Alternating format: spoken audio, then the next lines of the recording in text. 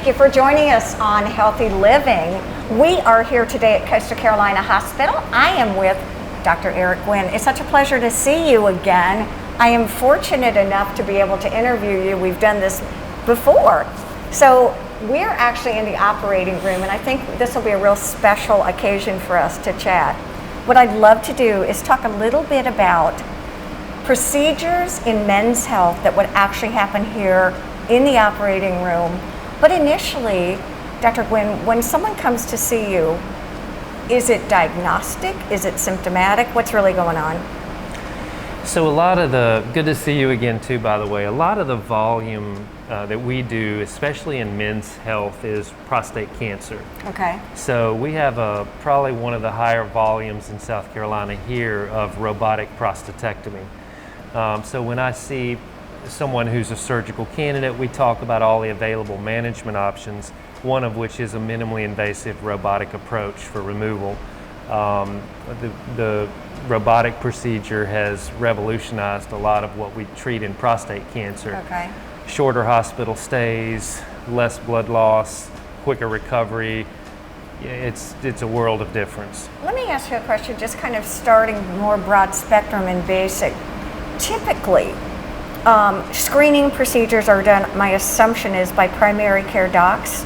Then that doc would refer to you. Can you take me through how that process would work? Yeah, so from the standpoint of prostate cancer, your primary care doctor will order a PSA. Okay. If it's elevated or higher than it should be, they'll get a referral to us. At that point, we will see if we need to repeat the PSA or determine if there's further management needed. That's usually some sort of an imaging study, an MRI of the prostate.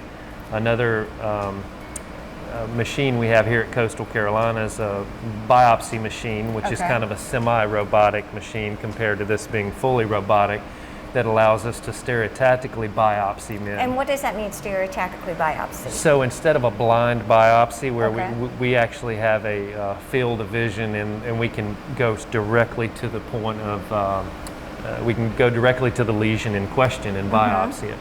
It's really interesting to me because this has to have revolutionized your experience as a physician, let alone the patient's experience.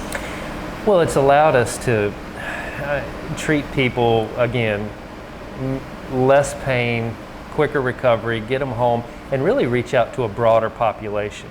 You know, at this time, robotics is the mainstay of surgery, especially for prostate cancer, which I'm not sure, I think we've talked about before. Prostate cancer or prostatectomy was originally the first use of robotics in this platform.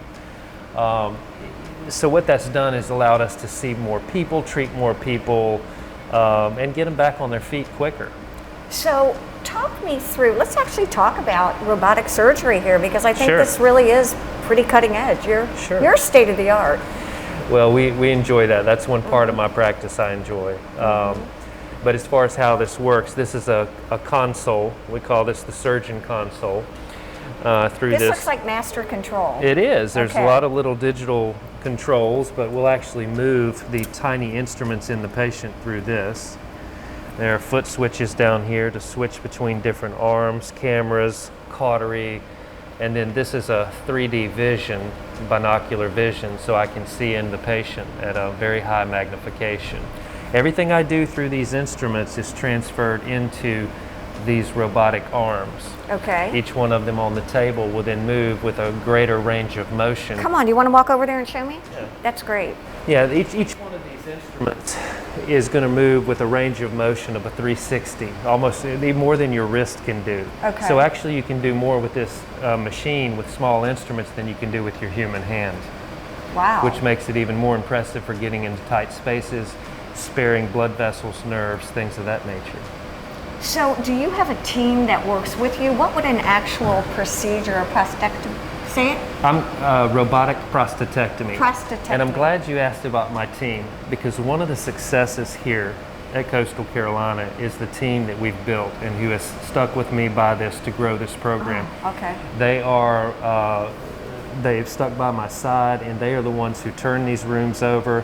pass me instruments, get things ready, and I can't say enough good things about them. That's part of the success of this program. Do you think that's because you all become like a well-oiled machine? They can pretty much predict after experience with you. Absolutely. I would say they know my next move before I'm going to do it. And what it's done is it's turned a 4-hour case into a 1-hour case.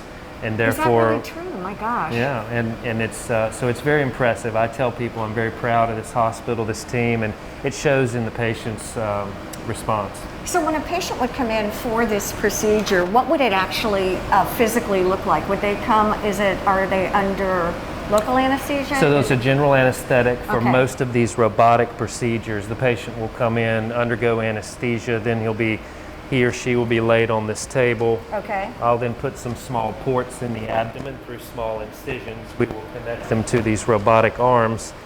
I'll sit down at the console and we'll proceed with surgery. And then? After that, the robot is removed away from the field. We sew up the small incisions and they either go home or stay overnight in the hospital. They go home after this? A lot of patients will go home after the surgery. So it has really revolutionized everything you're doing. From a week's hospital stay now to overnight or going home, I would say that's a big change. I would say that's a huge change. Oh my gosh. All right, let me ask you then about follow-up. Once they have this procedure, typically how do you follow them through? So generally once they go home, I'll see them back in a week, see how Okay. things are going, and then we base follow-up on how they're doing after that. How's their discomfort and pain in that week? I would say everyone will tell you pain is minimal. I send everybody home with a few pain pills. Some people take none. Right, exactly. It's so and then they are back on their feet within a week or two. Back on your feet the day of surgery. Oh, they are real. Oh, you Yeah, get them up and moving. I encourage get up that evening, and most people want to do that.